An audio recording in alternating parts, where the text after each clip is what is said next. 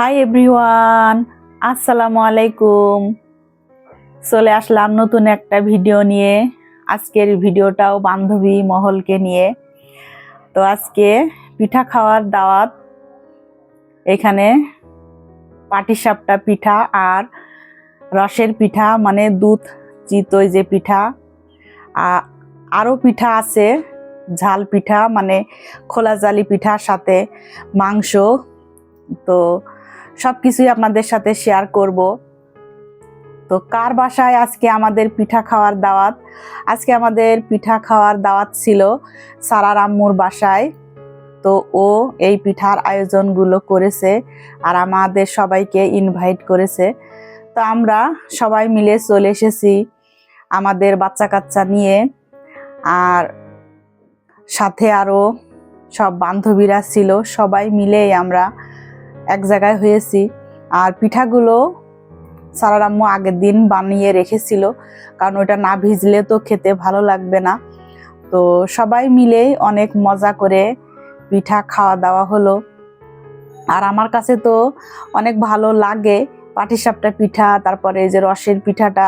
বিশেষ করে আমার মার হাতের যে একদম অরিজিনাল অথেন্টিক যে খেজুরের রস পাওয়া যায়, সেটা জাল করে ওটার মধ্যে একটু দুধ দিয়ে ভিজাই, ওই পিঠাটা আমার কাছে খুবই ভালো লাগে। তো এই পিঠা খাওয়াটা আসলে যখন বাড়িতে যাই তখনই হয়, ঢাকায় তেমন একটা হয় না।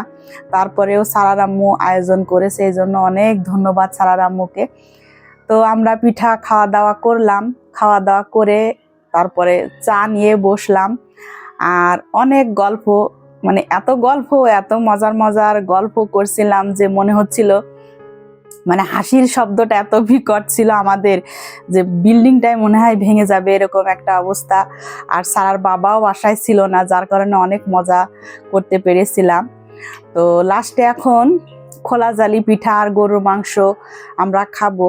তো গরুর মাংসটাও আগে রান্না করে রেখেছিল, আর এই খোলা জালি পিঠাটা এখনই মানে বানিয়ে গরম গরম আমাদেরকে খেতে দিয়েছিল। আর আমরা সব বান্ধবীদের বাচ্চা কাচ্চা মিলে 20 জন ছিলাম। মুরগির মাংসটা আমি নিয়ে এসেছিলাম, আর ধনেপাতা ভর্তাটাও আমি নিয়ে আসছিলাম। আর সারার আম্মু গরুর মাংস রান্না করেছিল। তো সব কিছু মিলিয়ে এখন আমরা খাওয়া দাওয়া করব। আগে আমরা মিষ্টি পিঠাগুলো খেয়ে নিয়েছি, তারপরে চা।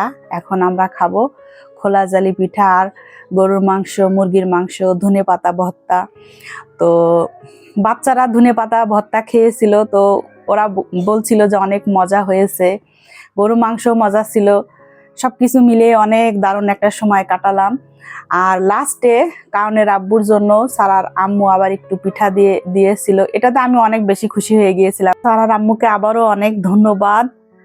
আর আপনারা ভিডিওটা দেখবেন, আশা করি ভালো লাগবে।